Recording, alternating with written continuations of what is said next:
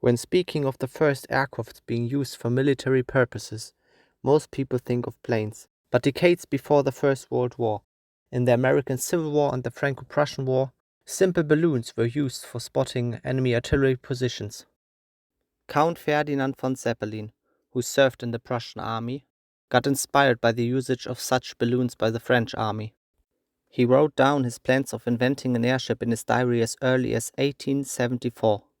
He described it as an airship with a rigid frame containing several gas bags in the inside. In the following decades, he became more and more active in the development.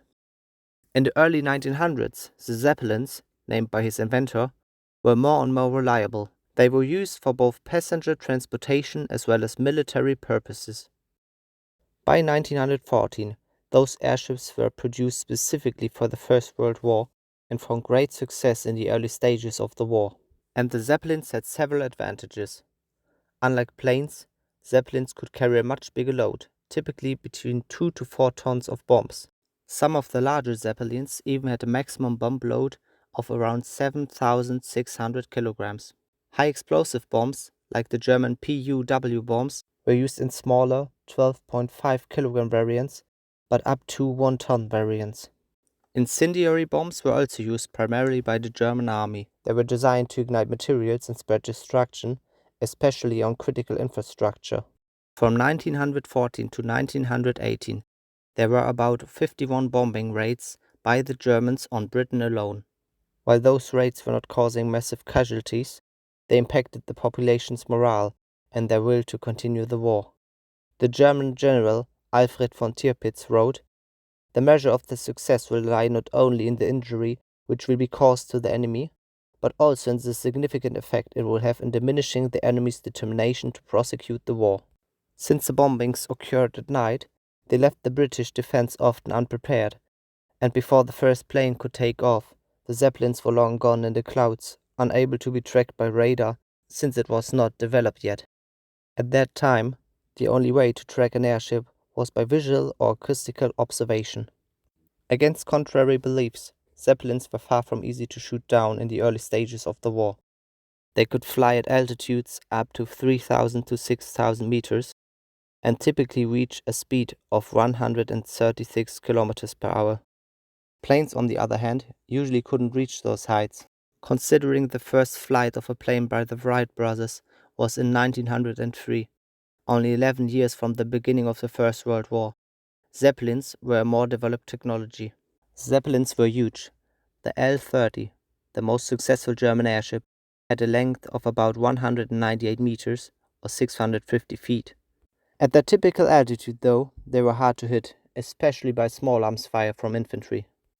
While in World War II anti-air guns would have demolished the Zeppelins, in World War I, powerful anti-aircraft was not developed yet.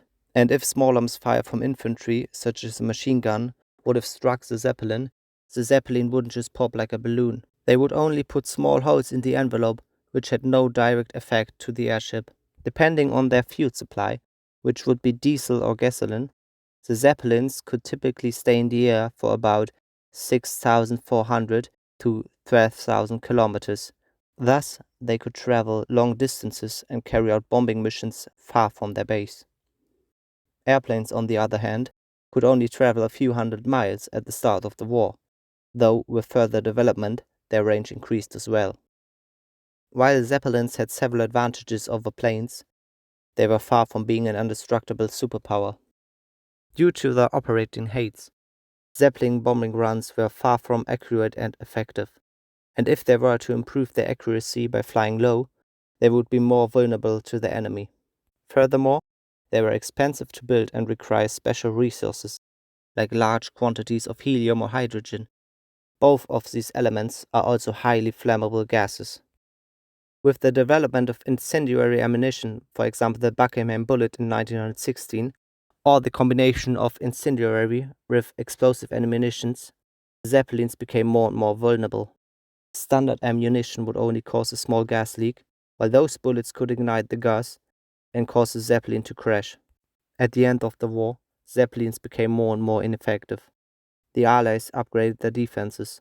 They upgraded their anti-aircraft guns, used searchlights to spot the Zeppelins at night, and set up warning posts on their routes.